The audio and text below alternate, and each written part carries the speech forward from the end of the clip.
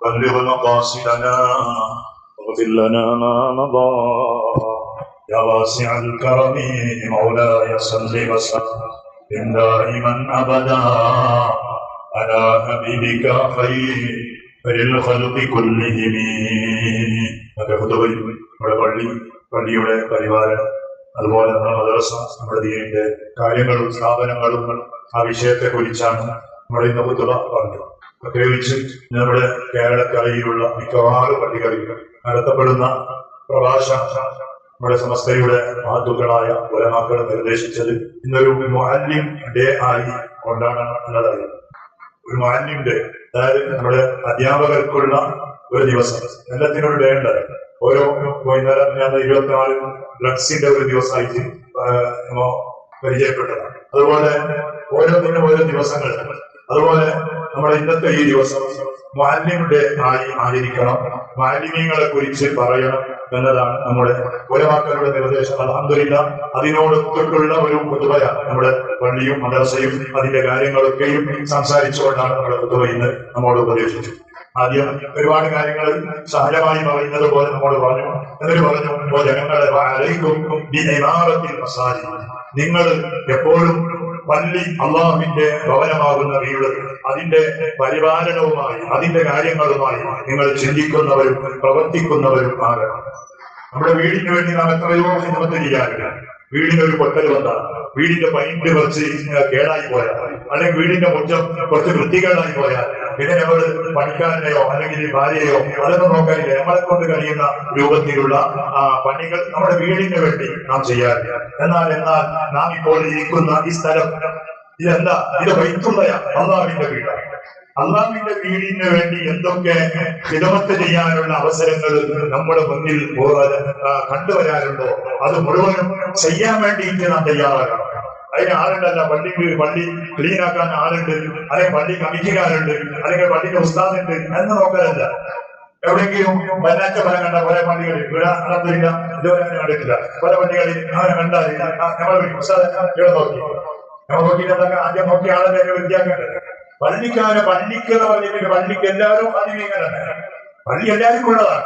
അതിലൊരു കച്ചവടം കണ്ടാൽ നമ്മുടെ പള്ളിക്ക് ഭയങ്കര ഒരു ബേജാറാണ്. ഈ പള്ളിയിൽ എല്ലാ പള്ളിക്കും കുറെ ആളുകൾക്ക് ഒരു ആളില്ല. പള്ളിയിൽ ഇരുന്നിട്ട് എന്തോ ചിന്തിച്ചിട്ട് അവന്റെ നഖങ്ങളൊക്കെയും എടുത്തിട്ട് പള്ളിയിൽ ഇരുന്ന ഒരു അവസ്ഥ. എന്തൊരു മുസീബത്താണ്! അതിനേക്കാൾ വലിയ ദാരിദ്ര്യം ജീവിതത്തിൽ വരാൻ. അള്ളാന്റെ പള്ളിയല്ലേ, അള്ളാന്റെ വീടല്ലേ. ഈ വീട്ടിൽ ഇങ്ങനെ ഇരുന്നിട്ട് കാലിന്റെ നഖവും കയ്യിന്റെ എടുത്തിട്ട് എന്ത് അത്ഭുതപ്പെട്ടു പോകും കാണുമ്പോൾ. എന്നാൽ ഇന്ത്യക്കാരെ നമ്മുടെ വീടിന്റെ ഉള്ളിൽ പോലും നഖം നാം വിടൂല. എന്റെ ഉമ്മമാർക്കറിയാം അത് വലിയ ദാരിദ്ര്യമാണ്. നഖെടുത്താൽ ഇസ്ലാം പറയുന്ന എന്റെ നഖവും മുടിയെടുത്താൽ ഒരു മുടിയെടുത്തില്ലേ മറവാടമാണ്. കോട്ടെ മറവാടിനെയും കോട്ടെ എന്ന പള്ളിന്റെ ഒരു കോലോ, പള്ളിന്റെ ഒരു ബഹുമാനം നാം വെച്ചു കൊടുക്കേണ്ടത്. എപ്പോ നോക്കിയാലുണ്ടാവും പള്ളി. ഇപ്പൊ നിങ്ങൾ നോക്കിയാൽ കിട്ടും. ഒരാൾക്ക് പൊതുവ് കേട്ട് ഇങ്ങനെ കാലിന്റെ കയ്യിൽ ഇതെടുക്കാം. ഒരാൾക്ക് കാലിന്റെ അടിയിൽ തൊലി പോകുന്ന അസുഖം ഉണ്ടാവും. തൊലി എടുത്ത് പള്ളിയുടെ ഉള്ളിലിടാം.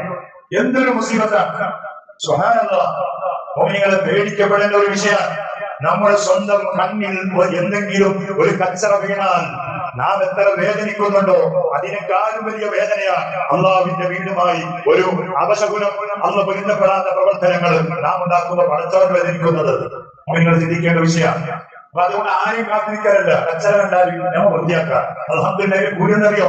പള്ളിയിൽ കണ്ട ഒരു മലിനം വൃത്തിയാക്കിയാൽ അതിന്റെ പ്രതിഫലം 4 ഊരുണീങ്ങൾ, സ്വർഗത്തിലുള്ള ഊരുണീങ്ങളായ പെണ്ണുങ്ങൾക്ക് കൊടുക്കുന്ന മഹറാണ് അതെന്ന് സയ്യിദുനാ റസൂലുള്ളാഹി സ്വല്ലല്ലാഹു അലൈഹി വസല്ലം. ഇന്ന് പറയാൻ ചെറുപ്പക്കാർക്ക് കല്യാണം കഴിക്കാൻ പേടിയെന്നറിയോ?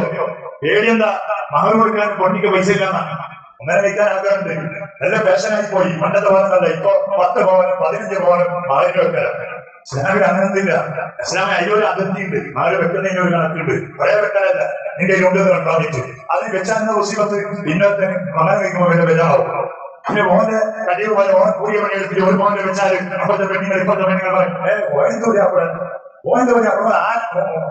കേട്ടതാണ് മോനെ ആന ഒരു പോലും മകൻ കൊടുത്തിട്ട് എന്തായാലും വരാൻ കാരണം ഉള്ളവൻ കൊടുത്തതാണ്. 15 പവൻ 20 പവൻ കൊടുക്കിപ്പ ആറാക്കി വെക്കണ്ട. മകനൊരു അതിർത്തിന്റെ മകന്മാർ പറഞ്ഞ് 5 പവൻ 6 പവൻ എന്റെ ഉള്ളിൽ. അതിനേക്കാൾ അതാണ് മകന്റെ യഥാർത്ഥ രൂപം. പറയാൻ വെക്കാനല്ല. പിന്നെ ഉള്ളത് അതിയാക്കിയിട്ട് പെണ്ണ് കൊടുത്തോ, പിന്നെ സന്തോഷം. എന്തേ ആളുകൾ കഷ്ടപ്പെടുന്നു. ഇപ്പൊ എല്ലാം അങ്ങനെയാണ്. ഓരോ കുഞ്ഞിനെ തുടങ്ങി എന്റെ സ്വഭാവ ഒക്കെ മുസീബത്താണ്. ഞാൻ ഒരു കൂട്ടുകാരൻ ഉള്ളാദക്കാരനാണ് വിളിച്ചു പറഞ്ഞു, സാറെ മോളെ നിശ്ചയിപ്പില്ലെങ്കിൽ അലഹമില്ല തന്നെ നിശ്ചയിക്കുക. പക്ഷെ കുഞ്ഞാപ്പിളയുടെ പുറക്കാർക്ക് സമാധാനമായിട്ടില്ല. എന്ത് അത് ഏതെങ്കിലും റിസോർട്ടിൽ വെക്കേണ്ടി എന്നാണ് അവരുടെ അഭിപ്രായം. എന്ത് എൻഗേജ്മെന്റ് നിശ്ചയിപ്പ എന്ത് പറയാനോ നമ്മൾ തുടങ്ങി നിശ്ചയിപ്പ് തുടങ്ങി. ഏതെങ്കിലും ഒരു പ്രായമുള്ള ആളുകൾ നാലാളെ ഇരുത്തിക്ക് മണ്ടപ്പനായിരുന്നു, 4 കാരണവന്മാരെ ഇരുത്തിക്ക് അപ്പുറത്തഞ്ചാൾ ഇരുത്തിക്ക് എന്താ വിഷയം നാൾക്ക് കൊടുക്കല് അതിനൊരു ദിവസം ഒരു സമയം അതിന് തീരുമാനിക്കാൻ വേണ്ടി വന്നതാ. അതിന് അവർ തെരഞ്ഞെടുത്ത് എവിടെയായിരുന്നു? ഒന്നെങ്കിലും മദ്രസ അല്ലെങ്കിൽ ഒരു പള്ളിന്റെ പത്തിന്റെ ആ കോലാമ്പി അവിടെ ഇരുന്നിട്ട് ഒരു ചർച്ച തീർന്നു. ഇന്നാലല്ല ആൺപെണ്ണും കൂടിക്ക് ഭയങ്കര ഒരു നിശ്ചയിപ്പ് നടത്താൻ ഒരേ പൈസ വേണം. ആര് കഷ്ടപ്പെടുന്നു? പൈസ ഇല്ലാത്ത പാവപ്പെട്ടവർ കഷ്ടപ്പെടുകയാണ്. മോണികൾ ചിന്തിക്കേണ്ട വിഷയം. സാന്ദർഭികമായിട്ട് എന്തോ വന്നുപോയതാണ്. പറഞ്ഞു വന്നത് നമ്മുടെ വീടിന്റെ ഉള്ളിൽ, ആ വീടിന്റെ ഉള്ളിൽ നമ്മുടെ ഭാര്യമാർ പോലും നഖമിടാൻ സമ്മതിക്കൂല. എടുക്കുന്നെങ്കിൽ പോയി പുറത്തിറക്കിയോ മുറ്റത്തിൽ മൂലയിലെടുക്കി ആരും ഇന്ന് പള്ളിക്ക് പോകുന്നുണ്ട്. പോകാനില്ലാത്ത കാലം ചിന്തിക്കാൻ വേണ്ടി പറയാം. ഇത്ര ആളുകൾ എന്നോട് ഇടയ്ക്കിടെ പറയും, സാറേ അതിനെ കുറിച്ച് വാദം പറയണം. ആർക്ക് പറയണ്ടോ? ഇട്ടവർ പോയി നഗരത്തിൽ ഇട്ടവരുടെ പോയി ഇടാത്തവരുടെ ഉള്ളിൽ ഇവിടെ അങ്ങനെയാണ്. ഇപ്പൊ എന്ത് വാദം പറഞ്ഞ കാര്യമില്ല. കള്ളുകുടിക്ക് വാദം പറയുന്ന ആർക്ക് കുടിക്കാത്ത ആളാണ് അതിനെ കുറിച്ച് കേൾക്കുന്നത്. വ്യഭിചരിക്കാത്തവരാണ് വാദം കേൾക്കുന്നത്. നിസ്കാരത്തിന്റെ ഗൗരവം ആർക്ക് പറയുന്നത്? എപ്പോൾ ജമാഅത്തിൽ വരുന്നവരോട് അതാണ് അതിന് കൂലി ഉണ്ടാവും. കേട്ടെങ്കിൽ ഒരു കൂലി ഉണ്ടാവും. നിസ്കരിക്കാത്ത പോയി എസ്കേപ്പ്. അപ്പോ പള്ളി എന്ന് പറഞ്ഞാൽ അള്ളാഹുവിന്റെ വീടാണ്.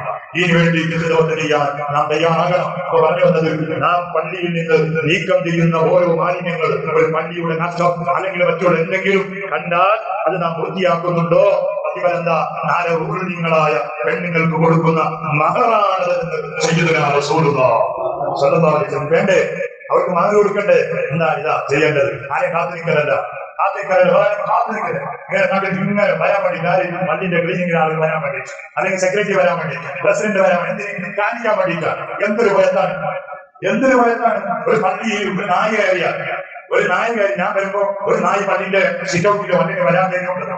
എന്നാൽ ആ കണ്ട പള്ളി ചവിട്ടിയ ആ നായി ചവിട്ടിയ സ്ഥലം അത് വൃത്തിയാക്കേണ്ട ബാധ്യത ആർക്കാ? കണ്ടവനാണ്. അല്ലെ പള്ളിന്റെ കമ്മിറ്റിക്കാർക്ക് ഉസ്താദ്മാർക്കല്ല. നീ കണ്ടിട്ടുണ്ടെങ്കിൽ ഉസ്താദിനോട് പറയണ്ട, നീ അതിനെ വൃത്തിയാക്കണം. വേണമെങ്കിൽ മസാല ചോദിച്ചോ, ഉസ്താദ് ഇങ്ങനെ കണ്ടുപോയി, എന്താ അതിന്റെ മസാല എങ്ങനെ ക്ലീൻ ആക്കേണ്ടതെന്ന് ചോദിച്ചാൽ മതി. അതിനല്ലാതെ നീ കണ്ടിട്ട് അതിന്റെ പണി മറ്റുള്ള ആളുകളുടെ തലക്കിടലല്ല. അത് നിന്റെ പോലെയില്ല. ഇത് അള്ളാന്റെ പോലെയാ. അള്ളാന്റെ പോലെ വരുന്ന ആളുകൾ മുഴുവനും ഖാദിമീങ്ങളാണ്.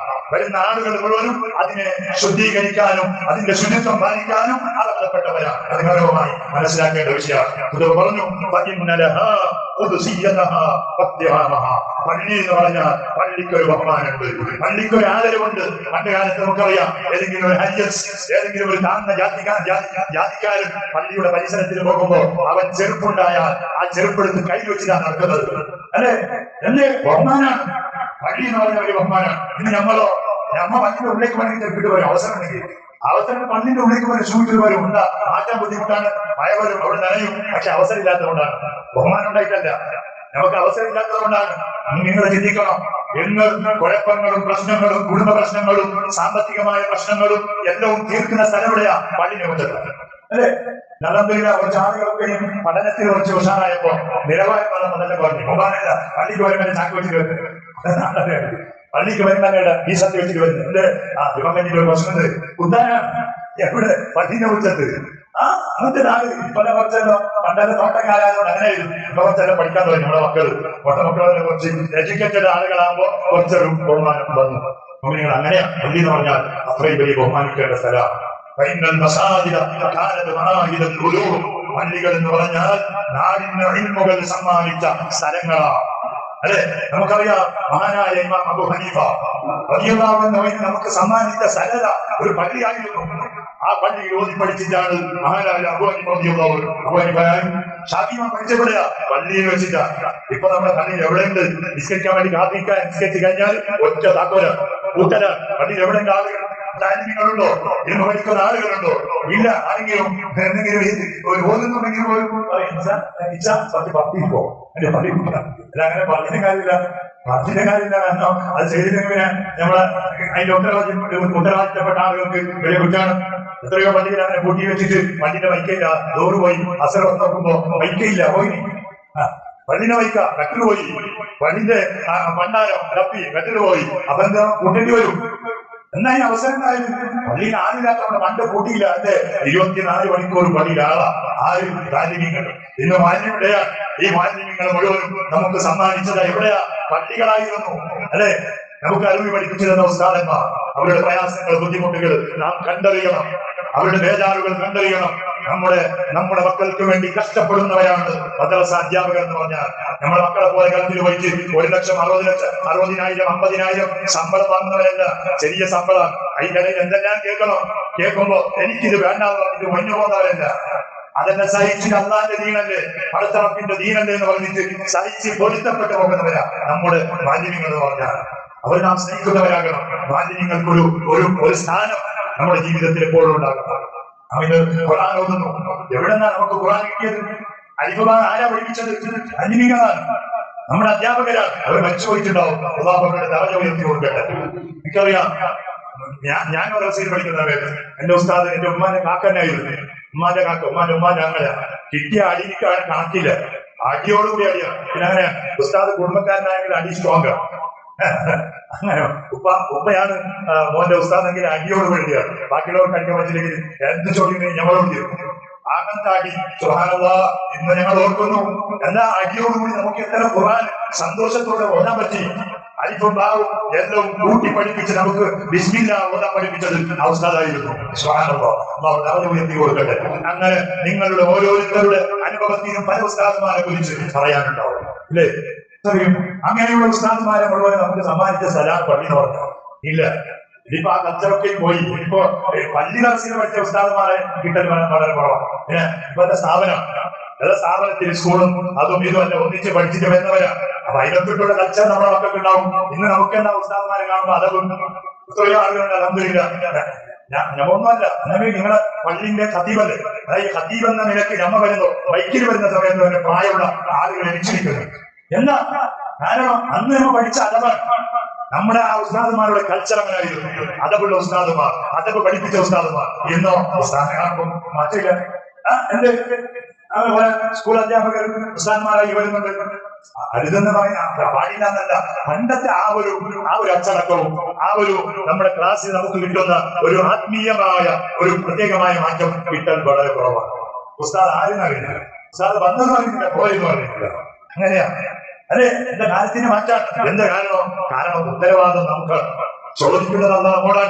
ഇത്ര വലിയ പള്ളിയുണ്ടായി, ഇത്ര സൗകര്യം ഉണ്ടായി, എന്തുകൊണ്ട് ഒരു 10 മുതാലിമീങ്ങളെ നിങ്ങളുടെ നാട്ടിൽ ഉണ്ടാക്കി ഒരു ദർസ് നടത്താൻ നിങ്ങൾക്ക് കഴിഞ്ഞില്ല എന്ന് ചോദിക്കും. എന്റെ 24 മണിക്കൂർ അള്ളാന്റെ പള്ളി അയാത്താണ്. അവർ കിടന്നുറങ്ങുന്ന സമയത്തും ഉറങ്ങുന്നത് എങ്ങനെയാ? ഈത്തികാത്തിന്റെ നെയ്യത്തോട് കൂടിയിട്ടാണ് അല്ലെ? ഇത്ര പള്ളികൾ ഇതൊക്കെ അസ്തമിച്ചു പോയി. എന്നാ പല നാടുകളിൽ പ്രശ്നം എന്താ? ഉസ്താദ് പഠിക്കുന്നതിനല്ല പ്രശ്നമില്ല, ചോറ് കൊടുക്കാൻ ഭയങ്കര ബുദ്ധിമുട്ട്. ഉസ്താദന്മാർക്ക് മുതാലിങ്ങൾക്ക് ചോറ് കൊടുക്കാൻ ബുദ്ധിമുട്ട്. എന്താ ചോറ് ഉണ്ടാക്കുന്നില്ല? ഉണ്ടാക്കുന്നത്. പക്ഷെ മുതാലിൻ വന്നാൽ പിന്നെ ഞായറാഴ്ച മകര കെട്ടാവും, പിന്നെ ബുധനാഴ്ച വ്യാഴ്ച മങ്ങൾക്ക് പോകാൻ പറ്റല്ല. ആദ്യത്തെ കാതുകുത്തല് അത് സ്വഭാവം. എന്റെ മുതാലിൻ പറിക്ക് വരുന്നല്ല. പണ്ട് കാലത്ത് അങ്ങനെയല്ല. അതിന് വേണ്ടിയിട്ട് തന്നെ ആ ഉമ്മമാർ കാത്തു നിൽക്കുമായിരുന്നു. എന്റെ കാര്യം അവർക്കറിയാം. ഒരു മുത്താലിം വീട്ടിലേക്ക് കടന്നു വരുമ്പോ മുത്താലിം മാത്രമല്ല, അഹമ്മത്തിന്റെ മാലാക്കന്മാർ ചരകിൽ താത്തി കൊടുക്കും എന്ന് സയ്യിദുനാ റസൂലുള്ളാഹ് തങ്ങൾ പറഞ്ഞപ്പോ മലക്കിനെ കണ്ടില്ലെങ്കിലും എന്റെ വീട്ടിലേക്ക് മലക്ക് കടന്നു വന്നു എന്ന സന്തോഷത്തോടെ ഭക്ഷണം കൊടുത്തവരായിരുന്നു പണ്ട് കാലത്ത് ഉമ്മമാർ. ഇന്നത് അസ്തമിച്ചപ്പോ ദർസ് സ്റ്റോപ്പായപ്പോ നമ്മുടെ മക്കളുടെ കൾച്ചറുകൾ കുറഞ്ഞു. അതമില്ല, ബഹുമാനില്ല. പ്രായമുള്ള ആളുകളെ കാണുമ്പോ ബഹുമാനില്ല. ഉപ്പാനെ പേര് വെച്ചിട്ട് വിളിക്കണേ. ഉപ്പാനെ പേരോട് കൂടിയിട്ടാണ് സഹിക്കലാണ്. ഉമ്മാനെ വിളിക്കലില്ല. പിന്നെ വിളിക്കുന്നുണ്ടെങ്കിലും ബഹുവചനം ഉണ്ടല്ല. നീ എന്ന് പറഞ്ഞ് നിങ്ങളെന്നാ ഉമ്മനെ വിളിക്കട്ടെ. ഉമ്മ നിങ്ങ. ഇപ്പൊ അങ്ങനെ ഉമ്മനെ വിളിക്കും. ഉമ്മ നീ ചാരുന്നില്ലേ, നീ ചോറുന്നില്ലേ, നീ അടവായമ്മ നീ എന്നാണ് ഇപ്പൊ നമ്മളെ മക്കളെ വിളിക്കുന്നത്. നമ്മളെന്നാന്ന് വിളിച്ചത് ഉമ്മ നിങ്ങളും ഇന്നും വിളിക്കണം. അങ്ങനെയാണ്. എവിടെ നിന്ന് കിട്ടി? അത് നമ്മുടെ മദ്രസയാണ്. നമ്മുടെ മദ്രസയുടെ അധ്യാപകർ നമുക്കുണ്ടാക്കി തന്നെ. അങ്ങനെയുള്ള എത്രയോ നല്ലവരായ അധ്യാപകർ ഇന്നുണ്ട് നമ്മുടെ സംസ്ഥയുടെ കീഴിൽ. ഏകദേശം 15 ലക്ഷത്തോളം വിദ്യാർത്ഥികളാണ് പഠിച്ചുകൊണ്ടിരിക്കുന്നത് മദ്രസയിൽ. 15 ലക്ഷത്തോളം. അതിന് 1 ലക്ഷത്തിലധികം അധ്യാപകരുണ്ട്. 1 ലക്ഷത്തിലധികം മുഅല്ലിമീങ്ങൾ ഇന്ന് പ്രവർത്തിക്കുകയാണ്. സുബ്ഹാനല്ലാഹ്. അവർ ചെറിയ ശമ്പളമാണ്. അവർക്ക് കുടുംബമുണ്ട്, എല്ലാം ഉണ്ട്. പക്ഷെ അവരെന്താ ഇങ്ങനെ അള്ളാഹുവിന്റെ പൊരുത്തം ആഗ്രഹിച്ചുകൊണ്ട് ജീവിക്കുന്നവരാ. അപ്പൊ അതിന്റെ ഇടയിൽ ഏതെങ്കിലും ചില മാലിന്യങ്ങൾ അധ്യാപകർ എന്തെങ്കിലും കുറ്റം ചെയ്യുമ്പോ സുബ്ഹാനല്ലാഹ് ഒന്നടങ്കം എല്ലാ ഉസ്താദന്മാരെ കുറ്റപ്പെടുത്തുന്ന ആളുകൾ ഇല്ലേ? പാടുണ്ടോ? ഞാനും ചോദിക്കട്ടെ, എനിക്ക് 5 മക്കൾ, എന്റെ ശരീര മക്കളാണ്, 5 മക്കളാണ്. ഈ 5 മക്കൾ തന്നെ 5 സ്വഭാവക്കാരാണ്. ഈ 5 മക്കളെ ഞാൻ ചോറ് കൊടുത്ത് വളർത്തുന്ന എന്റെ 5 മക്കളെ വേണ്ടതുപോലെ എനിക്ക് നിയന്ത്രിക്കാൻ കഴിയുന്നില്ല. പിന്നെ എന്റെ സമുദായത്തിലുള്ള ഉസ്താദന്മാർ എല്ലാവരും ഒരുപോലെ ഉണ്ടാവും, എല്ലാവരും എന്റെ പോലെ ഉണ്ടാവും, എല്ലാവരും ഉണ്ടാവില്ല. എല്ലാവരും പലരും നിലക്കാണ് ശൈത്താൻ പ്രവർത്തിക്കുമ്പോൾ പലരും തെറ്റ് ചെയ്തു പോകും. അപ്പൊ അതിന്റെ പേരിൽ ഒന്നടങ്കം മാലിന്യങ്ങൾ കുറ്റപ്പെടുത്താൻ പാടില്ല. വലിയ പാവാണ്. എന്തുകൊണ്ട്? അതിന്റെ കുറ്റം എവിടെ എത്തറിയോ? റസൂലുള്ളാഹി സ്വല്ലല്ലാഹു അലൈഹി വസല്ലം തങ്ങളിലേക്ക് എത്തും. എന്താ പറഞ്ഞത്? ഇന്നി ബുഇത്തു മുഅല്ലിമ, എന്നെ അല്ലാഹു അയച്ചത് ഒരു മുഅല്ലിമായിട്ടാണ്, ഒരു അധ്യാപകനായിട്ടാണ്. മൊത്തം അധ്യാപകരെ നീ കുറ്റം പറയുമ്പോ അതിന്റെ ഒരു കലക്ഷൻ മദീനയിൽ പോയി എത്തും. അതിന്റെ പാവം നാം അനുഭവിക്കേണ്ടി വരും. അതുകൊണ്ട് മുഅ്മിനീങ്ങൾ നാം പ്രത്യേകം ചിന്തിക്കാം. പള്ളിയുടെ ഗൗരവം നാം മനസ്സിലാക്കുക. ഉസ്താദുമാരോടുള്ള വലിയ ആദരവ്, വലിയ ബഹുമാനം എപ്പോഴും നാം വെച്ചു പുലർത്തണം. അതാണ് ഇവിടെ നാട്ടിൽ എത്രയോ കല്യാണങ്ങളെല്ലാം നടക്കുന്നത്. ഞാൻ വന്നിട്ട് എന്റെ അനുഭവം പറയാം. എത്രയോ കല്യാണം. പക്ഷെ മദ്രസന്റെ ഒരു ഉസ്താദുമാരെയും നമ്മത്തിന് വിളിക്കരുത്. നമ്മുടെ ഉസ്താദുമാരെ നമ്മൾ വിളിച്ചില്ലെങ്കിൽ പിന്നെ ആര് വിളിക്കാനാണ്? എത്രയോ നാട്ടുകാരെ, എത്രയോ ആളുകൾ വിളിക്കുന്നുണ്ട്. നമ്മുടെ നാട്ടിൽ നമ്മുടെ മക്കൾക്ക് ഇന്നിന്റെ വെളിച്ചം പകർന്നു കൊടുക്കുന്ന ഉസ്താദന്മാർ, അവർക്ക് ഒരു ചോറ് നാം കൊടുക്കണ്ടേ? നമ്മുടെ കടപ്പാടല്ലേ? നമ്മുടെ നാട്ടിന്റെ ഉസ്താദന്മാരെ മറ്റുള്ള നാട്ടുകാരെ വിളിക്കോ? ഇല്ല. ഉസ്താദന്മാർ പേരാ പറഞ്ഞു, നാട് ഭയങ്കര ഭംഗര, നമ്മളെ വിളിച്ചില്ല. വലിയ പരിപാടി, വലിയ പലകൂടി എല്ലാം ആ പറയുന്ന ഒരു കുട്ടിയുടെ ഉസ്താദാണ്, മദ്രസയിൽ പഠിപ്പിക്കുന്ന ഒരു അധ്യാപകൻ, എന്നാലും ഒരു പരിഗണനയില്ല. അതാണ് നമ്മുടെ മഹാന്മാരായ ഉലമാക്കൾ പറഞ്ഞത്, മുഅല്ലിമുണ്ട്, അവരെ പരിഗണിക്കണം. പൈസ കൊടുക്കാൻ വേണ്ടിയിട്ടല്ല, അവരെ വിളിച്ചവർക്ക് ഒരു ചോറ് കൊടുത്ത് അവരൊന്ന് പരിചയപ്പെടുമ്പോ അൽഹംദുലില്ലാഹ് പേരൻസും അതുപോലെ ടീച്ചറും ഒരു ബന്ധമുണ്ടായി. പിന്നെ നിന്റെ മകൻ എന്തെങ്കിലും കുറ്റം ചെയ്യുമ്പോ, പഠനത്തിൽ കുറവ് വരുത്തുമ്പോ അവർ ഉസ്താദ് രക്ഷിതാവിനെ വിളിക്കും. നിങ്ങളെ മോൻ ഇന്നലെ വന്നില്ല, നിങ്ങളെ മോൻ പഠിക്കുന്നത് ഭയങ്കര കുറവാണ്, നിങ്ങളെ മോൻ ഇന്ന് സ്വീകരിച്ചില്ല. അപ്പൊ രക്ഷിതാവിന് ഒരു ബോധം. അപ്പൊ ആ ഒരു ബന്ധം എങ്ങനെ ഉണ്ടാവും? അധ്യാപകരുമായി ഞങ്ങൾ ബന്ധം സ്ഥാപിച്ചാലാണ്. അള്ളാഹു നമുക്ക് തൗഫീഖ് നൽകട്ടെ. നമ്മുടെ പള്ളിയും പരിസരങ്ങളും നമ്മുടെ ദീനിന്റെ എല്ലാ സംരംഭങ്ങളും അള്ളാഹു വൻ വിജയത്തിലാക്കി തരട്ടെ. അൽഹംദുലില്ലാഹ് നമ്മുടെ നാട്ടുകാർ അത് വലിയ സന്തോഷം. നമ്മുടെ പള്ളി എല്ലാം കൊണ്ടും ആര് വന്നാലും പറയും അൽഹംദുലില്ലാഹ്. നിശ്ചയിക്കും റക്കാത്തിന് കുര്യന് എന്നാലും നിസ്കരിക്കുമ്പോണ്ടല്ലോ ഒരു സമാധാനം കിട്ടും. നല്ല സമാധാനം ഉസ്താദേ, പള്ളി നിസ്കരിച്ച് പോകുമ്പോ നിങ്ങൾ പ്രീതിയും പഠിക്കും. അതിനുള്ള അവസരം ഒരിക്കലാരാ? നാട്ടുകാരായ നിങ്ങളാണ്. അതെ, ഇതെല്ലാം നമ്മുടെ കമ്മിറ്റിക്കാർ അൽഹംദുലില്ലാഹ് ഞങ്ങളോട് നല്ല രൂപത്തിൽ, നല്ല നിയത്തിൽ നമ്മുടെ പള്ളിക്ക് വേണ്ടി ചോദിക്കുമ്പോ അൽഹംദുലില്ലാഹ് ആ കമ്മിറ്റിക്കാരെ ഒരിക്കലും വെറുതെയാക്കാതെ അവർക്ക് വേണ്ട സപ്പോർട്ടുകൾ നാം ചെയ്തു കൊടുക്കുന്നു. അത് അള്ളാന്റെ അടുത്ത് വലിയ കൂടിയിട്ടാൻ കാരണമാണ്. കമ്മിറ്റിക്കാരുമായി നല്ല രൂപത്തിലുള്ള പ്രവർത്തനം എല്ലാം കൊണ്ട് ഇന്നലെ നമ്മളെ പഠിച്ചുപോയ മുസ്തഫാന്റെ ഒരു അനുശോചനം രേഖപ്പെടുത്തിയത് അതൊരു സ്വാഭാവിക നല്ലതാണ്. അതെ, ഒരു അയാൾക്ക് വേണ്ടി ഒരു നല്ല ആളുകൾക്ക് അവരെ ഓർക്കുക, അവരെ മധുര പറയാ, അവരെ സ്മരിക്കുക. മരിച്ചുപോയ ആളുകൾ മുഴുവനും ആ സദസ്സിൽ വെച്ച് ഞാൻ ഓർത്തു. അൽഹംദുലില്ലാഹ് ആ സദസ്സ് അല്ലാഹു കബൂലാക്കട്ടെ. അതിനുള്ള അവസരം നമ്മുടെ കമ്മിറ്റിക്കാൻ ഒരുക്കുകയാണ്. ഇൻഷാ അല്ലാഹ് നമ്മുടെ സപ്പോർട്ട് അവർക്കുണ്ടായ നമ്മുടെ നാട്ടിൽ വീണ്ടും ദർസ് സ്ഥാപിക്കാൻ കഴിയും. ദർസ് സ്ഥാപിക്കാൻ കഴിയും നമ്മുടെ സപ്പോർട്ട് ഉണ്ടായ. അങ്ങനെ അത് എപ്പോഴും നല്ല റാഹത്തന്നെ. ഇങ്ങനെ ഖുർആൻ ഓതുന്നതും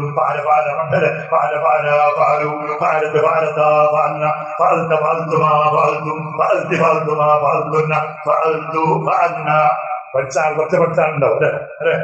അറബി ഗ്രാമർ പണ്ട് ഒരു മുതാലിം ചോദിക്കാൻ വേണ്ടി വരക്കോയിക്കാൻ ആ വീട്ടിലുള്ള ഒരു ഉമ്മാക്ക് അസുഖം. അപ്പൊ മുതാലിം ആദ്യമായിട്ട് പഠിക്കാൻ ചേർന്ന് അത്രേ ഉള്ളൂ. വേറെ എന്തെങ്കിലും മന്ത്രിക്കുന്ന ആയതും അതീതൊന്നും അറിഞ്ഞിടാവുന്നതല്ല. അങ്ങനെ ഉമ്മ കുട്ടിയോട് വൈകാരിക്ക പിന്നെ ഈ വെള്ളത്തെ കുറച്ച് മന്ത്രിച്ചു തരണം, ഈ ഗ്രാമത്തെ മന്ത്രിക്കാൻ കുറച്ച് വന്നത്രേ ഉള്ളൂ പള്ളിക്ക്. അങ്ങനെ എന്താക്കുന്നത്? പഠിച്ചതിൽ തന്നെ ഇതിനെ വെള്ളം പിടിച്ച്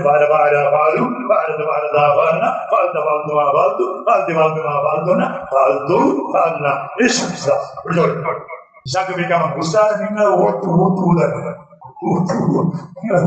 തന്നെ നീയത്താണ്, ഓരോരുത്തരും നീയത്താണ്. നമ്മുടെ അടുത്ത് ഒരാൾ മന്ത്രിക്കാനുള്ള കൊണ്ടുവരും, നമ്മള് മന്ത്രിച്ചു കൊടുക്കണം.